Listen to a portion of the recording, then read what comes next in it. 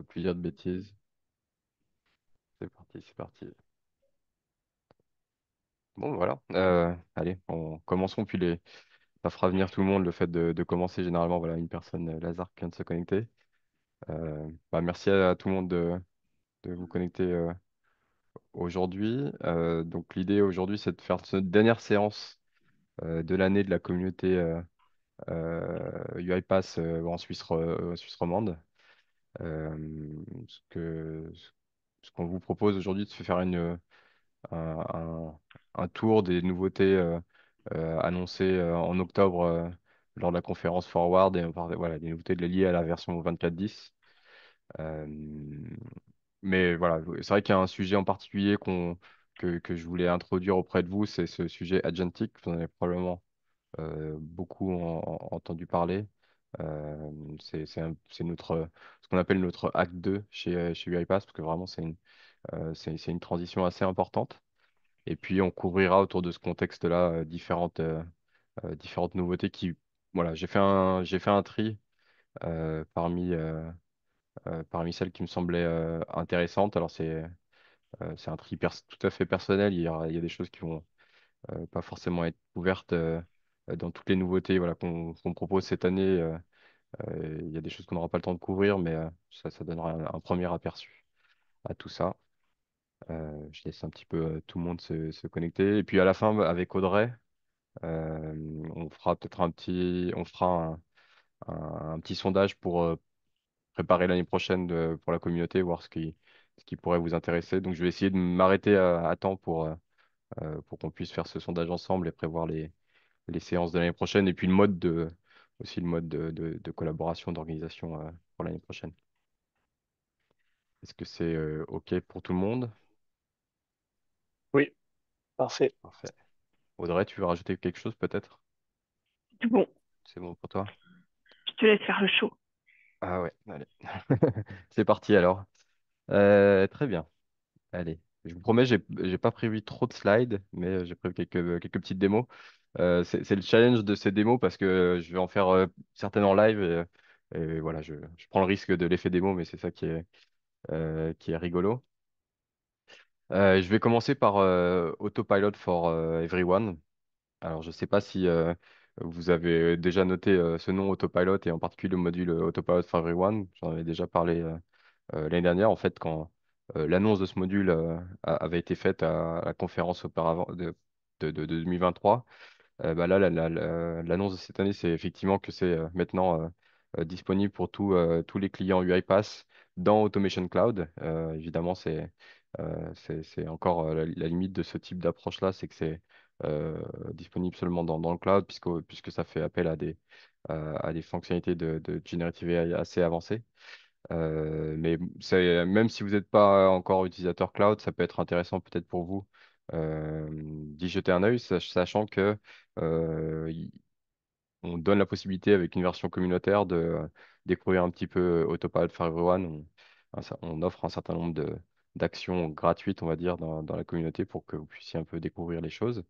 Et ce qui est intéressant, c'est qu'effectivement, si vous avez une souscription cloud, là, bah, effectivement, il y a à nouveau par utilisateur 50 actions gratuites qui vous permettent de déjà un peu voir ce que vous pouvez faire avec cet outil-là. Et puis ensuite, ça passe par des AI units.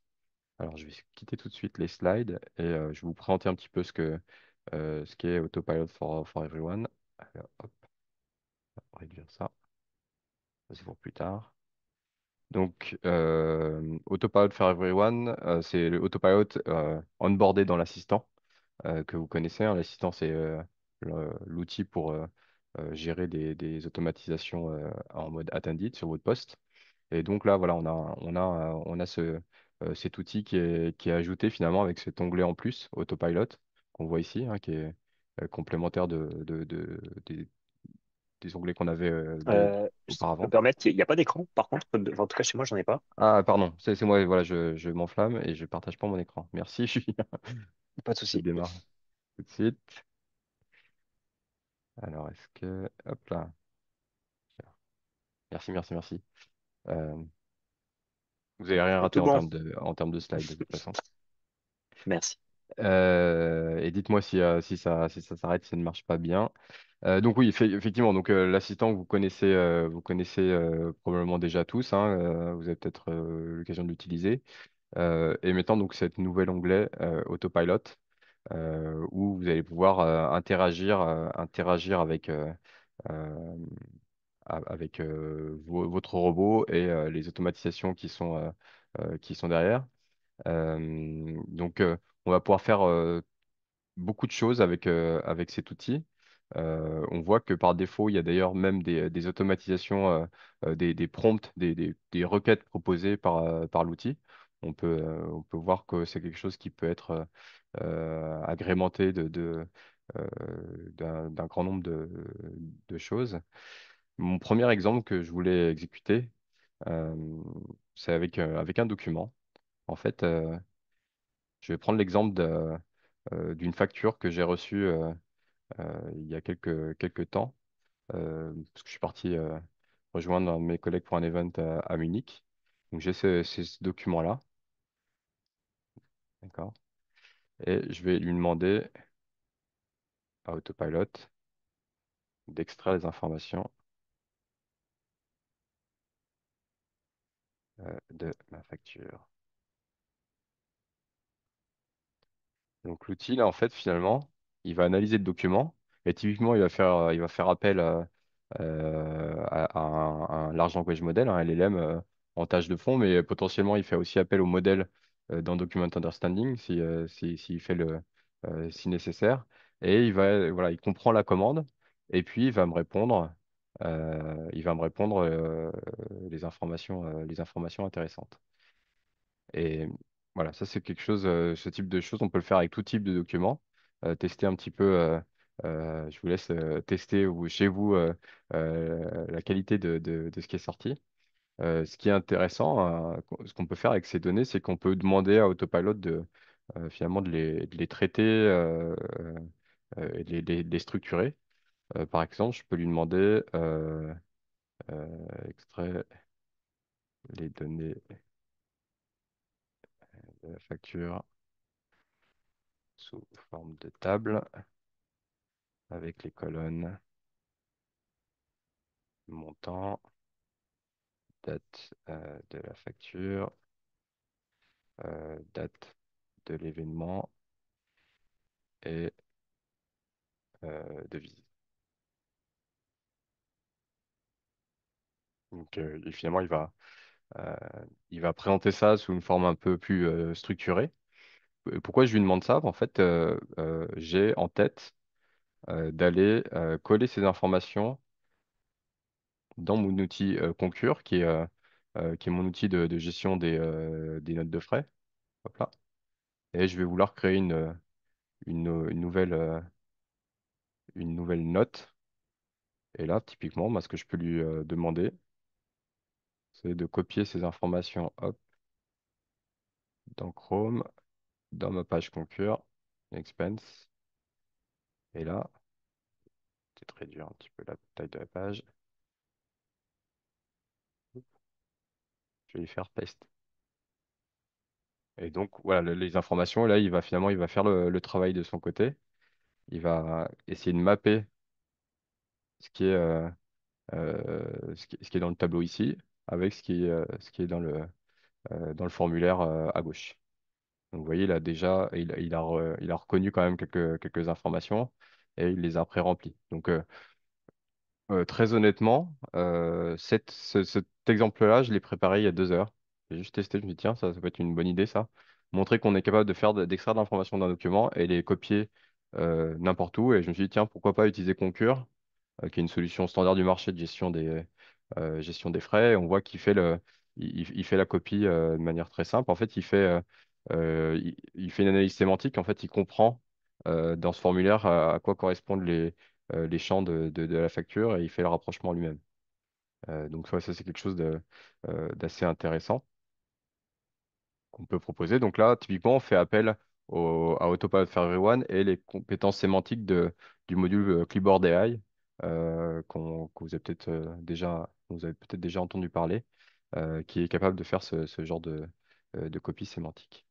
Évidemment, ce qu'on peut faire avec Autopilot, c'est aussi avoir accès aux automatisations qui sont disponibles sur la plateforme.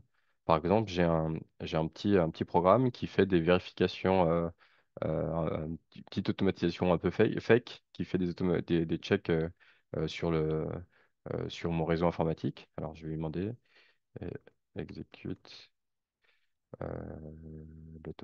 l'automatisation des IT. Donc lui, il va comprendre la commande et normalement, si tout se passe bien, il va faire le lien avec ma petite automatisation, voilà, qui a un certain nombre de chambres. Je vais vérifier les routeurs. Ok, run. En fait, voilà, ce process-là, il est fake. Derrière, il va juste faire un appel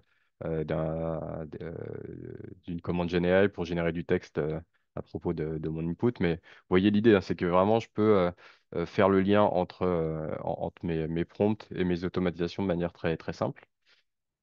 Donc là, il est en train de juste mettre en forme le résultat, parce que le résultat est en anglais. Mon automatisation, elle est faite en anglais, mais comme vous avez vu, je suis en train de travailler en français avec Autopilot et il a juste fait à la volée, il a juste fait la traduction. D'ailleurs, c'est peut-être l'occasion pour moi de vous expliquer un petit peu comment ça marche, pourquoi c'est en français. Et bien tout simplement parce qu'on peut configurer des choses au niveau d'Autopilot, et notamment dans les user notes, j'avais défini que il doit toujours répondre en français, même si la question est en anglais. Voilà, c'est un prérequis que je lui ai demandé de faire, mais on pourrait imaginer d'autres notes juste pour définir comment Autopilot doit se comporter. D'accord? Donc ça, c'est effectivement des petits exemples qu'on a créés dans Autopilot. Donc c'est un peu, maintenant j'ai envie de dire, c'est aussi à vous, dans votre contexte personnel, de voir comment mettre ça en machine, quels seraient peut-être les use cases intéressants. Et pour aller un peu plus loin avec ce que je viens de présenter, je voulais un peu vous expliquer comment ça fonctionne euh, derrière sur la plateforme. En fait, ce qui se passe, c'est que maintenant, dans Admin, si vous allez dans Admin, vous allez avoir ce nouveau module AI Trust Layer, qui est notre couche de gouvernance finalement pour gérer nos agents et en particulier les liens avec la Generative AI. Et si je vais ici dans l'onglet Autopilot for Everyone, je sélectionne mon tenant. Donc, voilà, c'est un peu comment ça fonctionne en background, finalement, pour vous, côté IT. On peut définir ici tous les prompts par défaut. On peut définir ici le context grounding qu'on voudrait utiliser, donc tout ce qui est document. Je reviendrai peut-être plus tard au sujet là. On peut définir ici, bah, typiquement, quelles sont les automatisations disponibles. Bah, typiquement, moi, j'ai configuré que je crois qu'il doit être par là, IT Network Check. Bon, peu importe. J'ai celle-ci aussi qui est disponible. Dire, voilà, je veux de rendre disponible cette automatisation dans Autopilot. Si je reviens sur Autopilot, en tant qu'utilisateur, je peux aussi définir ce que je veux donner à, à Autopilot comme possibilité. Donc, on voit par défaut, il y a un certain nombre d'automations qui sont disponibles. Et puis à la fin, ouais, voilà, je dois avoir quelque part par là mon IT Network Check qui est ici. Donc, je peux le désactiver si je le souhaite. D'ailleurs, j'ai un certain nombre de data sources. Typiquement, voilà, par défaut, voilà tout ce qu'on a comme data source out of the box. Par exemple, j'avais désactivé Wikipédia parce que je voulais pas forcément de résultats de Wikipédia. Ça, c'est des choses que vous pouvez tout à fait définir. Voilà en quelques mots. Ce qui est intéressant et ce qui est aussi tout nouveau, et là, c'est aussi le genre d'endroit où je pourrais tout à fait avoir des petits soucis de démonstration. euh, c'est qu'on a aussi Autopilot for Everyone qui est intégré avec Copilot. Typiquement, bah voilà, j'ai des automatisations qui sont disponibles. Je vais le relancer. Je peux aller dans Copilot euh, et lui demander d'aller chercher des choses qui sont disponibles côté UiPath. Donc là, typiquement dans Teams. Donc il va me lister, là par exemple, je lui ai demandé les automatisations disponibles. Il m'a ressorti celles qui étaient disponibles. Et par exemple, j'en ai une là. Voilà, on la voit ici.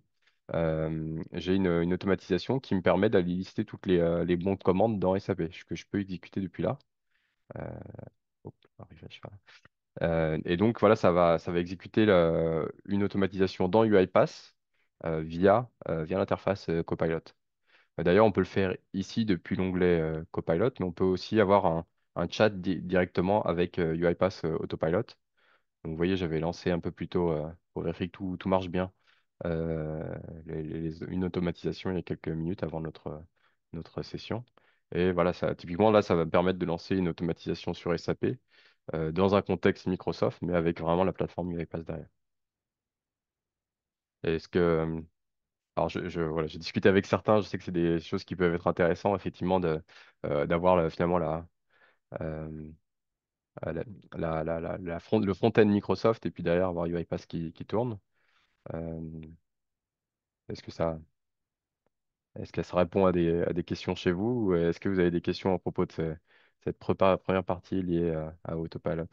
Euh, moi, juste sur les AI units qui sont utilisés derrière, du coup, est-ce que c'est bien ça ou est-ce que pour l'instant, j'ai cru voir peut-être une info, pour l'instant c'était gratuit et à Alors, l'avenir ce sera facturé, c'est ça un peu? alors maintenant, Autopilot for Everyone, on est vraiment dans une période où c'est disponible euh, General Availability, quoi. C'est vraiment ouvert à tous les utilisateurs Automation Cloud. Et donc, ce que vous avez en tant qu'utilisateur, vous avez par utilisateur 50 actions par an gratuites. Ok, Après, à la 51e, ça va consommer une unit. Donc, grosso modo, à chaque fois que on va me faire une requête à Autopilot, par exemple, là, je lui ai demandé de faire des vérifications sur SAP, ça va consommer une unit.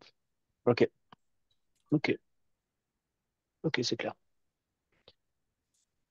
D'autres questions sur Autopilot? J'aurais une petite question là, bonjour, par Bonjour. rapport au couplage là, entre copilote et autopilote. Mhm. Dans ce cas-là, il faut quand même une licence attended sur le poste de l'utilisateur qui utilise copilote ou ça Non, pas travaille avec forcément. des... Ouais. C'est une très bonne question, parce qu'effectivement, avec l'arrivée d'Autopilot, finalement, on est dans un contexte où on n'a pas besoin forcément de lancer des automatisations en attended sur le poste. Donc, ça ne nécessite pas forcément une licence attended. Et d'ailleurs, en fait, il y a des changements au niveau licensing qui ont été faits et puis d'autres qui vont venir. Typiquement, pour ceux qui connaissent ce type de licence, avec une souscription cloud, on avait une centaine de comptes Automation Express.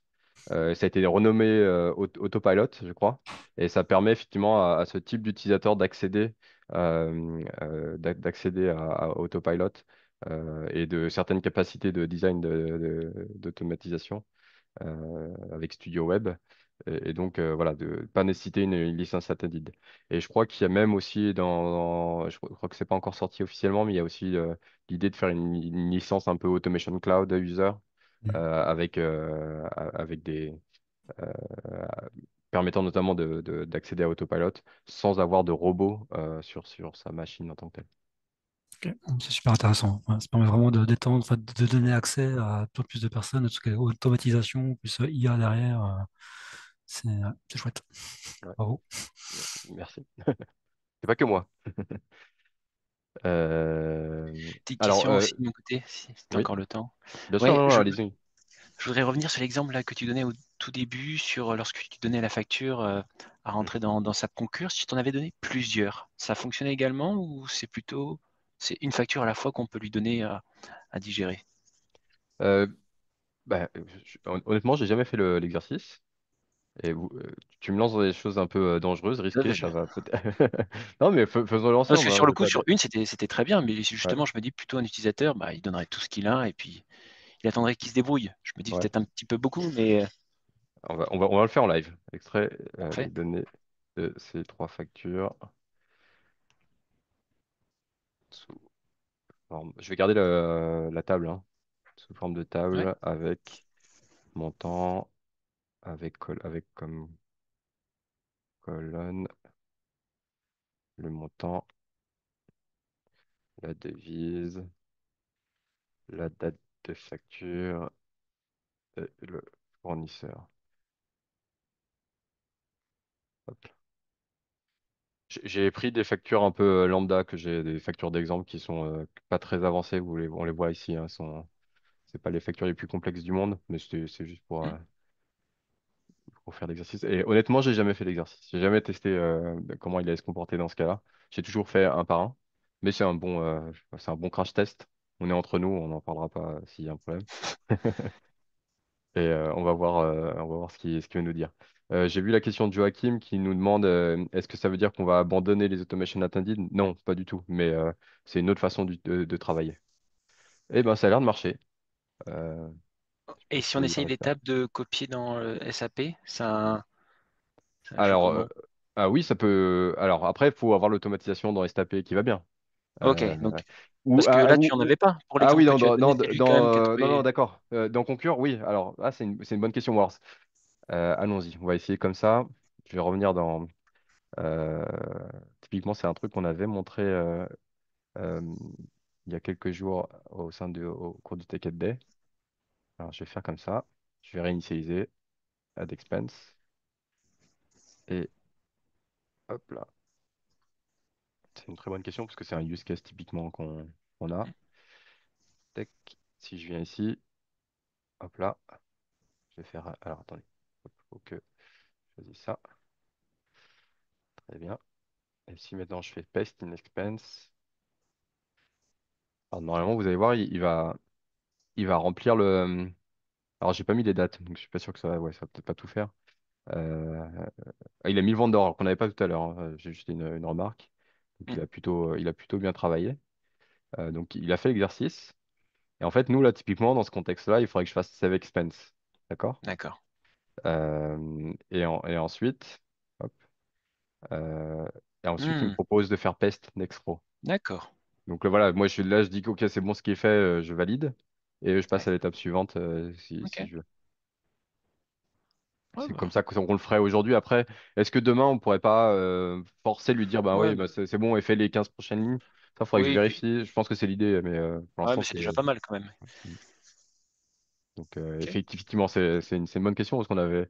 Je reprends, comme je disais au début, je reprends un peu le scénario du Take It Day de la semaine dernière. On avait eu ce cas-là où on prenait un fichier Excel avec N lignes et ensuite Mhm. on faisait un par un. Je vous Top. propose qu'on continue. S'il n'y a pas d'autres questions pour le moment, criez si vous en avez. Je vois pas J'ai juste toujours. une Ah, petite question rapide.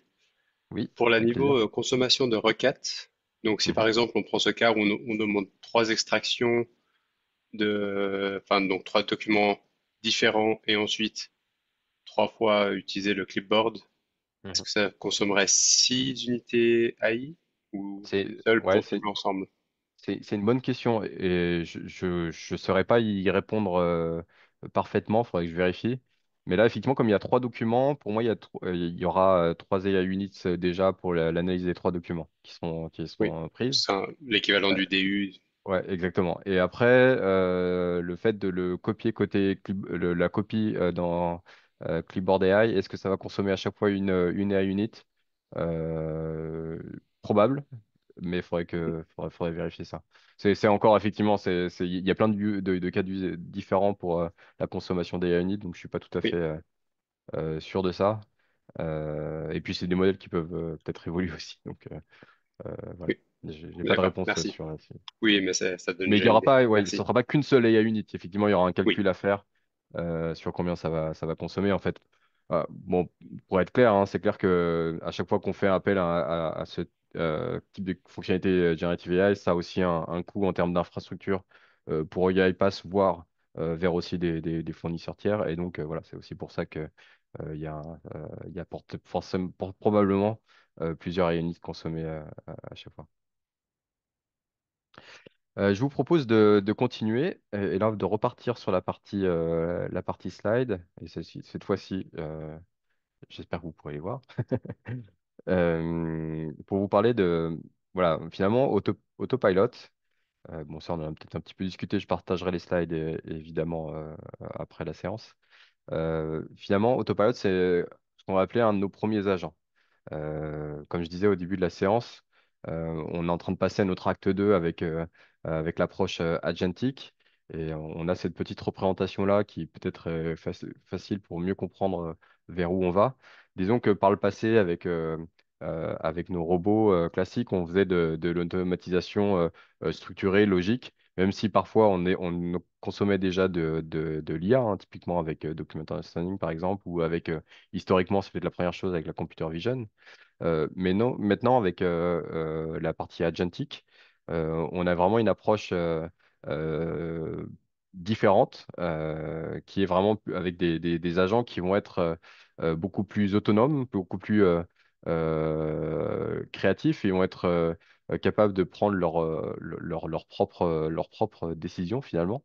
Et donc, finalement, on est un peu en train de changer euh, de paradigme en basculant de robots vers agents. Alors, ça ne veut pas dire qu'on arrête les robots, hein, loin de là.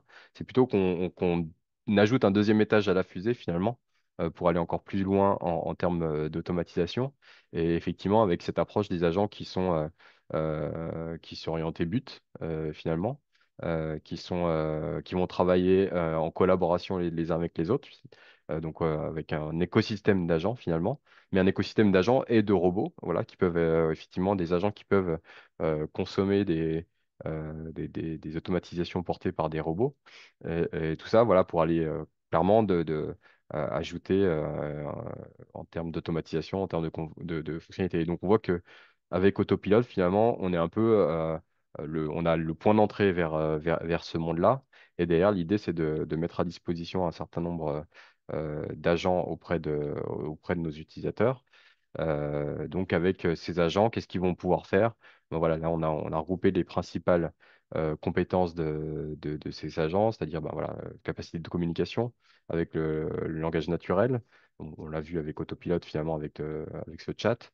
Quelque chose qui est assez important pour moi, je pense, c'est l'aspect planning, c'est-à-dire que les robots vont pouvoir découper des demandes, des requêtes en sous-tâches et s'assurer que le traitement soit fait du début à la fin. Ce sera pas une requête vue comme une seule et même chose, ça sera potentiellement une liste de tâches. Par exemple, ce qu'on peut imaginer, c'est voilà, je veux aller créer un contact dans SAP. On a une automatisation qui permet de se loguer dans SAP Fiori, une autre automatisation qui permet de naviguer jusqu'à la page Customer Management et une troisième qui permettra de créer le contact et on va peut-être les organiser comme ça. Euh, Si je prends l'exemple de l'automatisation qui listait les purchase orders tout à l'heure, il y a une autre. Maintenant, Autopilot comme j'ai une autre automatisation qui permet de voir le détail d'un bon de commande, bah, finalement, Autopilot, par défaut, il va apprendre que généralement, quand on commence par purchase order, de lister toutes les bons de commande, ben, souvent, derrière, l'utilisateur demande de voir un bon de commande en détail. Et donc, à chaque fois, il va proposer cette prochaine étape. Et demain, finalement, on va avoir un agent planifier qui a récupéré la requête et qui va de lui-même la découper en sous-tâches et confier ces sous-tâches aux agents en fonction de leurs compétences. C'est un peu l'idée. Donc, un agent, rapidement en termes de concept, pour UiPath, qu'est-ce que c'est qu'un agent finalement? Bah, la première chose finalement d'un d'un agent, c'est effectivement le fait qu'on va se baser sur du langage naturel. Et là, on va vraiment tirer parti ben, effectivement des LLM, des large language models pour ça. En fait, vraiment, c'est le cœur de chaque agent, ça va être cette capacité-là de traiter du langage naturel. Ensuite, ce qu'on va pouvoir faire, c'est fournir un contexte à l'agent, du contenu typiquement. Et là, c'est là où on introduit la notion de context grounding, c'est-à-dire de pouvoir définir de différentes façons des ressources que l'agent va pouvoir utiliser pour répondre. C'est-à-dire que le LLM en soi, généralement, il est entraîné sur des contenus généraux, euh, probablement hors de votre organisation ou des organisations clients. Context grounding, lui, va apporter ce contexte propre à l'organisation où on va utiliser l'agent. Troisième partie, la partie outils. Et ben là, c'est là typiquement où on va profiter ce qui existe déjà dans la plateforme UiPath, c'est-à-dire les process RPA hein, classiques, mais aussi potentiellement les modèles de document understanding, par exemple, les modèles de machine learning ou d'autres modèles intelligents, euh, des activités aussi en tant que telles. Et puis enfin la partie escalation, c'est-à-dire que on n'est pas en train d'éliminer l'humain de tout ça. On veut se laisser la possibilité d'introduire des validations humaines. Et dans ce cas-là, voilà, on va définir des escalations, c'est-à-dire que l'agent puisse, en cas de doute, si son niveau de confiance par rapport à une tâche est insuffisant, qu'il puisse la transférer à un opérateur, un employé. Et typiquement, on va le faire ça via Action Center. Ça, classiquement, on pourra utiliser d'autres moyens de communication, que ce soit dans Autopilot ou peut-être dans Teams ou Slack, par exemple. Donc ça, c'est notre concept d'agent. Euh, est-ce que est-ce que ça vous parle? Est-ce que vous avez déjà peut-être, on est évidemment le sujet de l'agentic, c'est pas seulement UiPath qui le porte. Est-ce que vous avez peut-être déjà étudié ce sujet dans d'autres contextes ou même vous avez peut-être déjà regardé avec UiPath ou c'est nouveau pour tout le monde? Nouveau pour moi. Nouveau pour vous. Ah bah, c'est bien, c'est vous dire qu'on n'est pas en retard chez UiPath, c'est une bonne nouvelle. Non, on n'a pas C'est trop plutôt étudié rassurant. non plus, non. Pas de mon D'accord. côté, en tout cas, on n'a pas trop étudié. Non, mais ouais, voilà, on a nos concurrents qui aussi sont sur ce domaine-là, hein, que ce soit Microsoft, Salesforce, ServiceNow, ce type de Google, ce type de fournisseurs, notamment bah, voilà, les hyperscalers, les éditeurs de ces plateformes cloud. Et c'est vrai que c'est une vraie transformation, hein. Et donc, bah, voilà, en pratique, comment ça fonctionne? Je vais re-switcher vers la partie démo. Comment on l'a implémenté en fait pour l'instant? Je vais revenir sur la plateforme. Hop, home. Euh, donc c'est vraiment quelque chose de nouveau, hein. Ça a été annoncé chez UiPath lors de Forward. Ça faisait quand même quelques mois qu'on en parlait, mais là, les premiers outils ont été mis à disposition à partir d'octobre. Et c'est notamment via ce agent service qui a été activé. Donc c'est quelque chose auquel vous pouvez accéder via une preview qu'on a ouverte, ou non, qui va s'ouvrir mi-décembre. Donc c'est la private preview qui s'ouvre mi-décembre. Donc vous voulez postuler pour cette private preview si vous faites partie d'une organisation cliente de UiPath dans le cloud. La version publique, donc là ouverte à tous les clients sans besoin de postuler. Je crois que ça sera pour février. Et vous voyez, ça bouge beaucoup parce que cette interface-là, vous voyez à l'instant, elle arrivait, je crois qu'elle arrivait au milieu de semaine dernière. Et d'ailleurs, j'étais plutôt content que ce soit pas lundi dernier parce que c'était un peu problématique par rapport à nos démos du Tech Ed Day. Et d'ailleurs, je vais revenir sur l'interface, la première version de l'interface, et je vais aller dans un dossier. Ok. Donc en pratique, l'idée c'est que ce qu'on met en disposition avec cet agent builder ici, là, c'est la possibilité de designer des agents en low code, on va dire, finalement, donner des capacités de designer des agents de manière très simple. Et je vais vous présenter un des agents. Donc ouais, c'est un exemple assez simple, mais euh, qui est un bon exemple pour démarrer sur ce que c'est qu'un agent. Donc première chose, peut-être ce que vous voyez en haut ici c'est le choix du modèle. Effectivement, comme je vous disais, un agent va se baser sur un modèle LM et typiquement ici, on va utiliser le modèle OpenAI GPT 4o, mais on pourrait utiliser celui d'Anthropic ou celui de Google, quoi, Claude ou Gemini, en fonction des capacités de chacun des modèles. Vous pouvez utiliser celui qui semble le plus pertinent. Et puis cette liste va évoluer avec le temps, évidemment, hein. Donc voilà, ça c'est la première chose. Ensuite, vous allez ben, forcément décrire ce que votre agence, lui donner un nom et puis proposer une description générale. Ça c'est assez évident.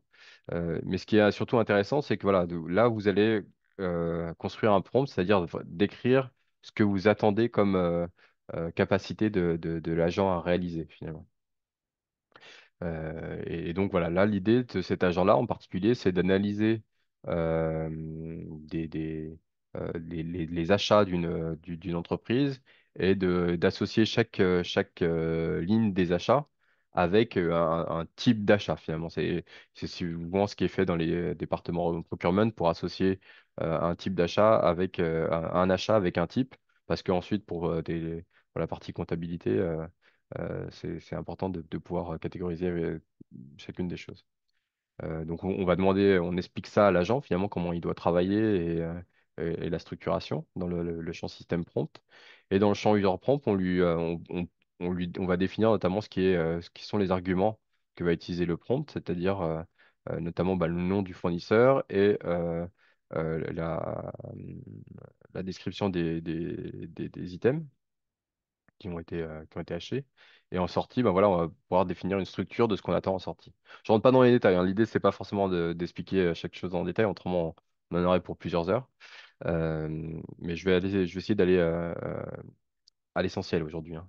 Donc après, on peut définir des outils qu'on va utiliser. Celui-là, il n'a pas besoin d'outils. Mais il va utiliser un contexte. Donc c'est là où on va utiliser le contexte grounding pour lui aider à comprendre comment faire cette catégorisation. Donc là, on a utilisé un contexte qui avait été prévu auparavant. Donc ce contexte-là, il se base sur un fichier PDF qu'on a récupéré d'Internet, hein. C'est un fichier d'exemple. Je vais vous le montrer en quelques secondes. Ce sera peut-être plus clair sur ce que va faire le robot. Donc c'est un fichier simplement qui permet d'associer un identifiant à un type de bien acheté, typiquement du computer software. Euh, Qu'est-ce qu'on peut avoir euh, professional membership, tout type, différents types d'achats effectivement qu'on peut réaliser. Et ce qu'on a défini finalement, cet aspect context grounding, finalement, c'est assez simple. C'est basé sur différents composants UiPath. Donc, je vais aller dans l'orchestrateur, je vais vous montrer comment ça a été construit. Dans l'orchestrateur, on peut créer, peut-être vous l'utilisez déjà, cette notion de storage bucket. Simplement, c'est des endroits, des conteneurs pour stocker des documents. Donc là, typiquement, on a mis dans ce storage bucket le document que je viens de vous montrer. Voilà, tout simplement. Et ensuite, j'ai créé, à nouveau, je vais revenir dans AI Trust Layer parce que c'est lui qui gère ce genre de composants, cette notion de context grounding. Euh, on a défini dans ce dossier shared un, euh, un index de context grounding. Donc, celui-ci, voilà, c'est euh, celui qu'on appelait SAP Automation Index, qui contient ce fichier PDF. Évidemment, il pourrait contenir plusieurs fichiers, hein. Et puis même, on peut créer ce type de contexte, de repository, on va dire, euh, via un storage bucket. Mais on peut aussi utiliser des connexions pour aller stocker ces informations-là, par exemple dans SharePoint ou je sais pas, dans un dossier OneDrive ou un dossier Google Drive, peu importe quoi, finalement, c'est juste un conteneur finalement. Et du coup, grâce à ça, bah, finalement, notre outil va pouvoir utiliser ces documents. Donc ça va marcher côté agent, mais ça va aussi être utilisable côté Autopilot, par exemple, hein. On peut charger Autopilot de ce type d'information. Et donc, si je reviens dans Agent Service, alors c'est un exemple assez bateau, mais j'espère que vous comprenez la logique derrière. Euh, L'idée, c'est effectivement de dire, bah voilà, si je lui passe des informations sur l'achat de ces trois composants, donc deux ordinateurs, un laptop, un ordinateur de gaming et puis un logiciel, un antivirus, si je lui demande d'analyser ça, et il y a rien d'autre, hein, il n'y a pas de code, rien du tout, hein. Il va être capable de me dire d'associer finalement ces trois items, ces trois items achetés avec un code comptable pour ce type d'achat. On va voir ça ici. Alors, à nouveau, l'interface, elle est technique, hein, ici. Mais je vous demande juste peut-être d'abstraire un petit peu ça et de comprendre la logique. Donc voilà, on a par exemple le laptop, il a dit c'est 502 343. Est-ce que c'est bien? Oui, c'est ça, c'est du hardware 502 343. Donc là, vraiment par lui-même, il a fait le lien entre les deux. Il a compris notre demande en entrée et puis il l'a structuré en sortie. Donc voilà ce que va proposer à John Builder, c'est de construire ce type d'agent et d'utiliser l'intelligence du LLM couplée à différents outils pour répondre automatiquement à des questions que peuvent envoyer des utilisateurs. J'ai un autre exemple ici. Lui, il n'utilise pas le context grounding, mais par exemple, il va utiliser une automatisation Salesforce. Par exemple, là, je veux cet agent-là, je veux qu'il aille chercher mes derniers tickets dans Salesforce et qu'il me les envoie par email. Donc, je lui ai défini comme deux outils, Salesforce et Send Email, par exemple. D'accord? Euh, donc voilà, ça c'est ce qu'on est en train de faire avec Agent Builder et très bientôt, finalement, ces agents-là, on va pouvoir les utiliser, les poster et les utiliser dans des automatisations, mais aussi dans Autopilot ou peut-être les intégrer avec votre boîte mail, etc. Vraiment, l'idée, c'est de construire cette base cette base d'agents intelligents et les multiplier pour faciliter le travail quotidien de tout un chacun. Est-ce que c'est clair? Est-ce que vous comprenez un peu l'approche agentique? Ça, ça répond à quelque chose chez vous ou est-ce que c'est encore un peu vague pour le moment? Je vois s'il y a des On va dire que questions. ça a l'air très séduisant et prometteur. Mm. Et ce qui est vraiment bluffant, c'est que euh, vous allez pouvoir commencer à jouer avec cette capacité-là. C'est qu'on a vraiment des réponses très rapidement, très simplement, en simplement en écrivant quelques lignes de prompt, quoi, et finalement, quand on imagine ça, et qu'on imagine qu'on peut utiliser ces outils ensuite dans des processus plus complexes, ça peut être tout à fait intéressant. Alors, je vais continuer. Voilà, on veut encore continuer un peu J'avais, moins de 10 minutes. Oui? oui, bonjour, j'avais juste une petite question. Donc, nous, j'ai déjà travaillé sur ce sujet-là justement pour intégrer ça avec du UiPath. Donc, ça, c'est assez parlant et j'apprécie que la technologie. Moi, j'avais une petite question. Euh, comment fonctionne derrière, enfin, concrètement derrière, où sont envoyées les données? Est-ce que ça part en direct chez du chat GPT? Parce que c'est utilisé pour faire du réentraînement. Comment est-ce que tout ça est géré derrière? Alors, c'est une très bonne question. Justement, je suis passé par AI Trust Layer tout à l'heure. Alors, je sais, je vais peut-être, ça me donne l'occasion peut-être de revenir et présenter ce que c'est que AI Trust Layer. Mince, je charge ça, mais c'est peut-être pas forcément nécessaire. AI Trust Layer, c'est vraiment notre couche intermédiaire de gouvernance, finalement, entre UiPath et le reste du monde, typiquement. Et d'ailleurs, on en voit quelques écrans ici. Ça propose notamment, on permet de suivre la consommation de ces capacités LLM. Euh, du coup, un des rôles principaux des AI Trust Layer, c'est de contrôler ce qui est envoyé aux LLM tiers que vous pouvez utiliser. À partir du moment où vous avez passé par Trust Layer, ce qui va être envoyé à ces LLM tiers et va être euh, supprimé de tout ce qui est information personnelle, PII, euh, en amont, pour que ça soit finalement, ces informations ne puissent pas être récupérées par ces fournisseurs tiers. C'est aussi, ben voilà, euh, passer par cette couche-là assure que ces fournisseurs tiers n'utilisent pas les données qui sont envoyées par UiPath, ne les stockent pas et ne l'utilisent pas pour leur propre entraînement, parce qu'il y a, voilà, il y a un cadre qui a été défini entre UiPath et ces partenaires-là pour le faire. Et donc voilà, vous avez cette gouvernance-là.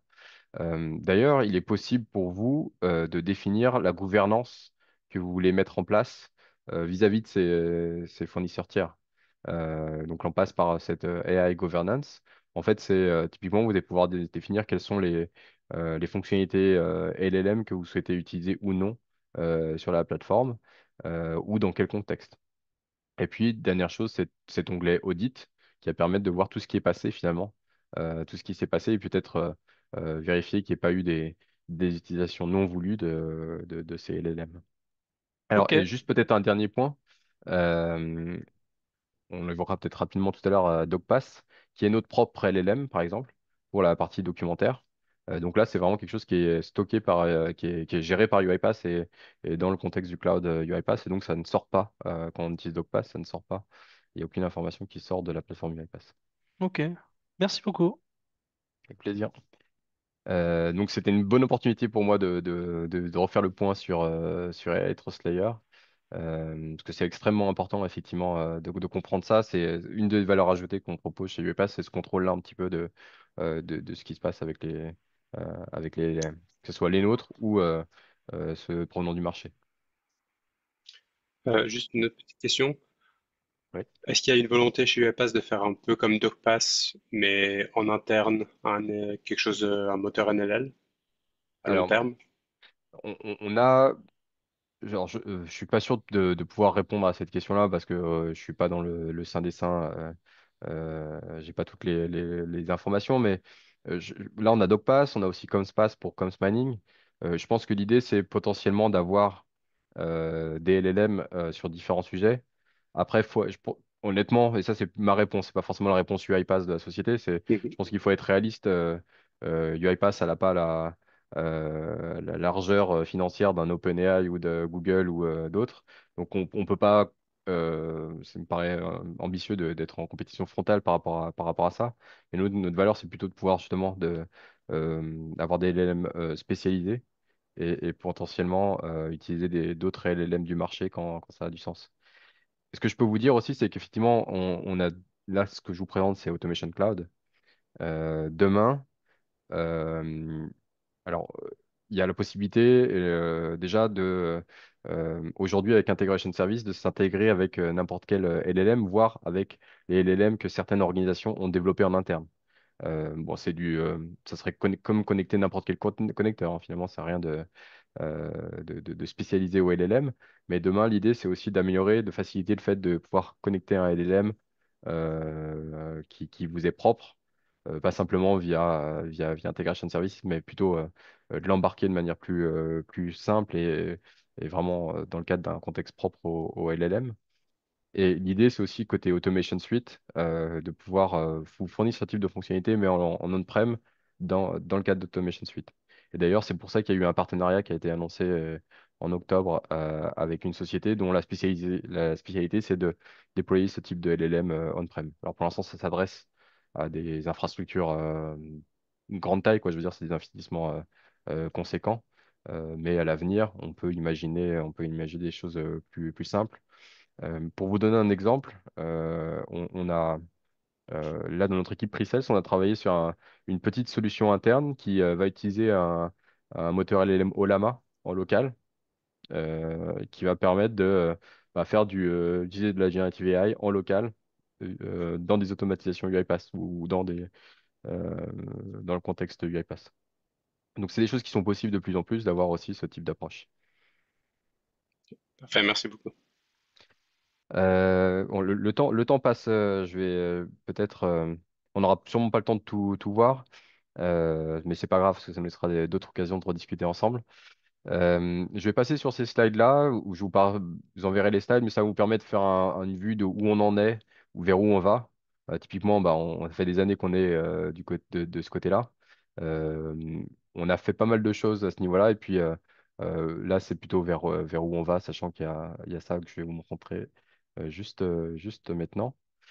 Euh, ouais, justement, j'évoquais ce côté écosystème d'agents qui doivent travailler ensemble, etc. C'est pour ça qu'on a introduit cette notion de agentic orchestration, c'est-à-dire faire en sorte qu'on puisse faire marcher ensemble différents agents et des robots. En pratique, si je fais très rapidement, l'idée c'est de construire ce type de flux, de processus end-to-end qui va impliquer différentes automatisations, mais aussi demain va permettre d'appeler différents agents. En pratique, là, ce qu'on voit, c'est finalement un process BPMN. Bah voilà, l'idée, c'est ça, c'est qu'on puisse maintenant, en tout cas sur la partie design, construire ce type de processus dans Studio. Donc c'est ce qu'on voit ici, ce que j'ouvre ici. Donc finalement, on a mis à disposition ce nouveau concept de diagramme BPMN Euh, Peut-être que vous avez déjà eu l'occasion de travailler avec ce type euh, de notation. L'idée, c'est de pouvoir designer des processus métiers en utilisant cette norme et donc qu'on implémente maintenant finalement.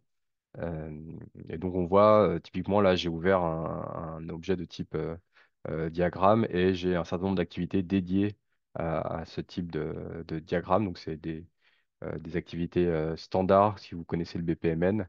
Euh, et vous allez pouvoir utiliser ça finalement comme finalement un niveau supérieur pour l'implémentation, l'automatisation de vos process. Et si je rentre dans les détails ici, en fait, ce qu'on va voir, par exemple, cette activité-là, finalement, consiste à appeler une automatisation qui est Extract Invoice Data, qui est une automatisation standard qu'on a ici avec ben, des activités standards que vous pouvez connaître. Euh, Donc là, typiquement, c'est un appel d'une fonctionnalité DU, Document Understanding, pour aller extraire des métadonnées. Ce qu'on peut voir, une petite spécificité, une nouveauté aussi, c'est cette notion de Add Business Object. L'idée, c'est de créer des traces lors de l'exécution du process pour que ces traces ensuite puissent être utilisées pour afficher le processus dans la solution Process Mining pour voir comment est-ce qu'il est exécuté finalement en réalité et de suivre un petit peu, monitorer l'exécution des processus et puis voir les améliorations à réaliser. Euh, Si je reviens dans les activités, voilà, si je reviens d'un niveau supérieur, donc il y a aussi cette notion de gate, de décision qui permettent d'avoir euh, des actions, des choix, des options au niveau de la réalisation, avec ici des tâches qui peuvent être confiées à des utilisateurs euh, via Action Center et Apps à nouveau. Et ça, c'est intéressant.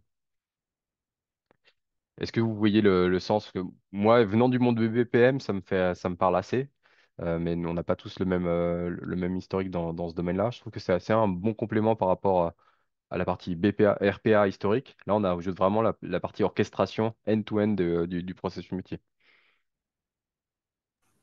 Ouais, moi, ça m'intéresse beaucoup, cette partie-là. Mais ça, du coup, ça va venir avec à quelle version, en fait? Il faudra une licence supplémentaire? Comment ça? Alors, sur la partie licence, aujourd'hui, ça, c'est vraiment quelque chose qui est en preview. Donc, sur la partie licence, on n'a pas encore tous les éléments parce que ça n'a pas encore été clairement défini.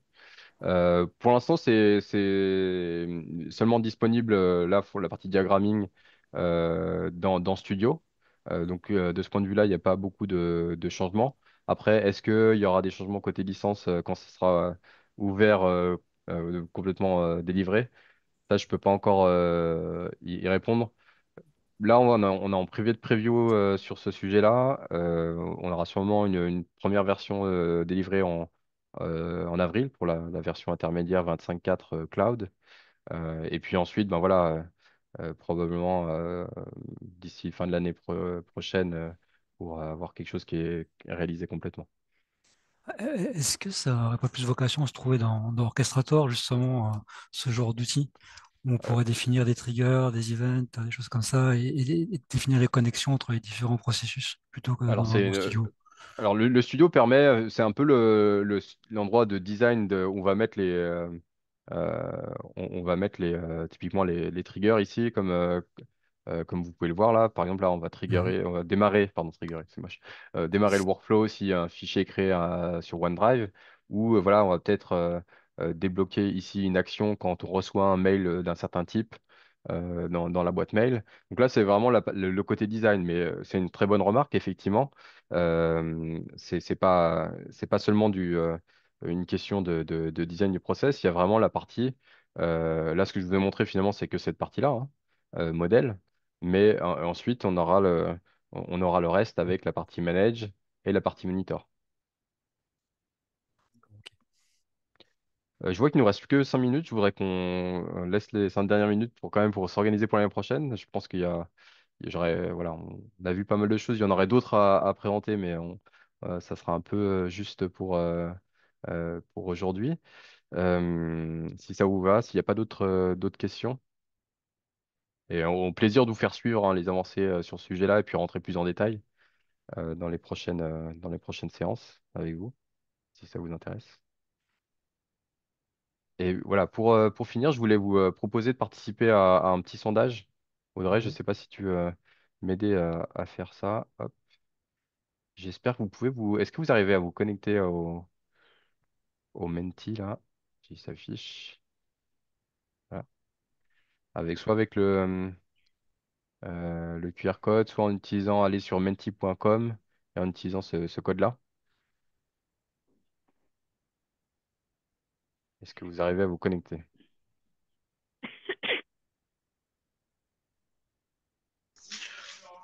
Ouais,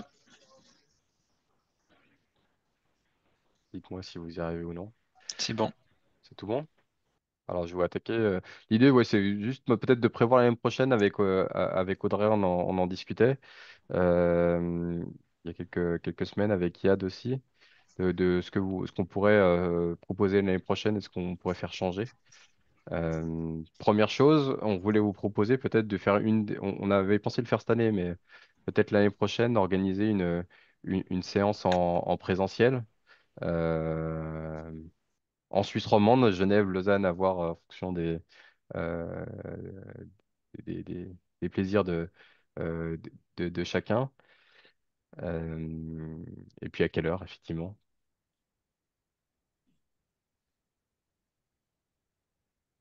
Donc, ce que j'aime bien là, c'est que finalement, tout le monde est plutôt intéressé euh, par ce type de proposition.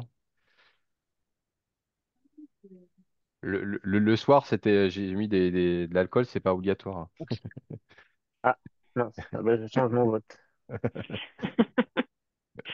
Je te reconnais bien là.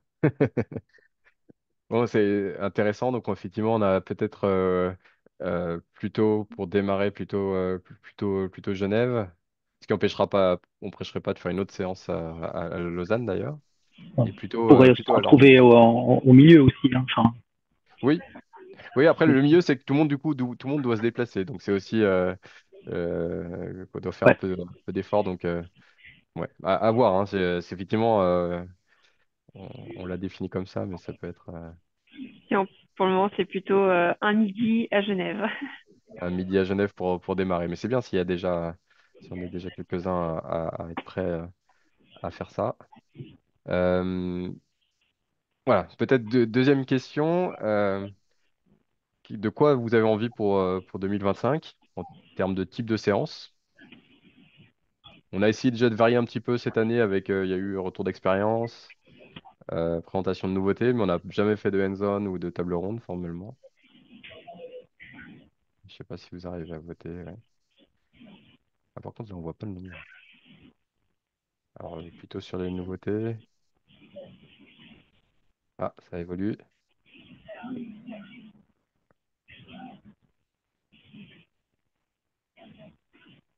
Ouais, je sais pas jusqu'à quand on peut attendre si tout le monde a voté. 6, 6 a voté.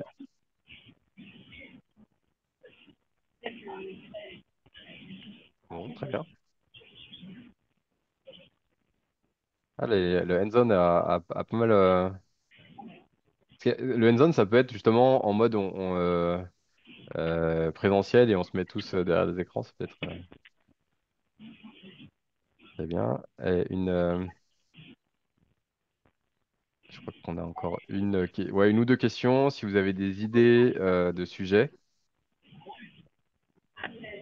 si vous voulez. Alors, ça peut être des idées que vous êtes prêts à présenter ou justement des idées des sujets que vous aimeriez voir abordés, sans forcément que ce soit vous qui le présentiez.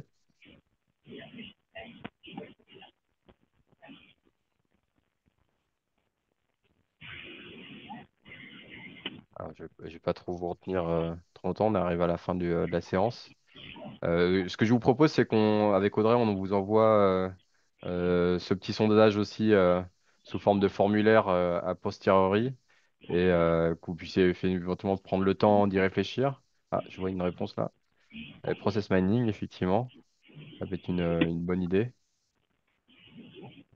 Je vais juste présenter la dernière question et puis après on pourra clore là. Et peut-être ça on peut le faire en offline via ce formulaire. Si vous avez des remarques sur le format, l'organisation, des choses voilà, qu'on pourrait améliorer ou changer, n'hésitez pas. C'est- On essaie de faire au mieux, mais évidemment, il y a des choses qu'on pourrait améliorer, hein. On est ouvert aux suggestions. N'hésitez pas.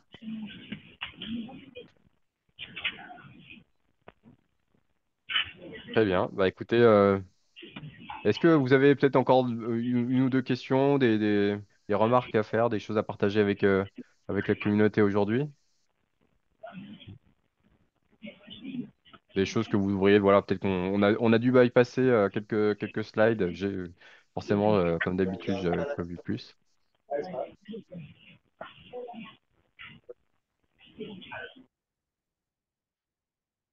Eh bien, écoutez, s'il y a rien d'autre, je pense qu'on peut terminer là-dessus.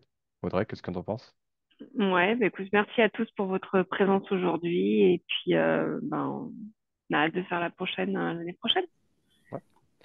Et la Merci. séance a été enregistrée, donc on pourra vous partager l'enregistrement et les slides. Parfait. Merci Super. beaucoup. Merci. Merci Merci Olivier. beaucoup. Merci à beaucoup. tous. Bonne Merci. journée. Bonne Bientôt. fête. Bonne journée. Au Au revoir. revoir. Merci.